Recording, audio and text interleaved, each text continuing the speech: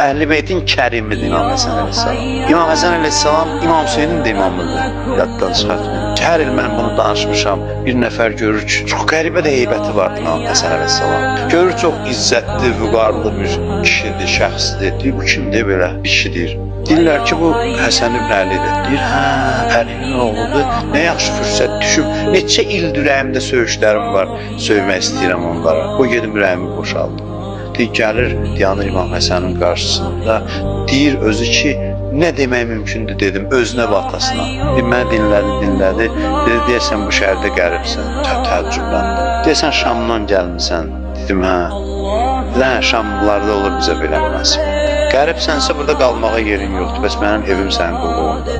Deyir, mən matbəətlər baxıram. Əlimdən tutdu, deyir, apardı evinə, qonaq qaldım. Axırda deyir, məni izzətlə, hörmətlə yola saldı. Xəcalətdən deyir, yer ayrılsaydı yerə girərdi. Öz-özümə dedim ki, Allah yaxşı bilir.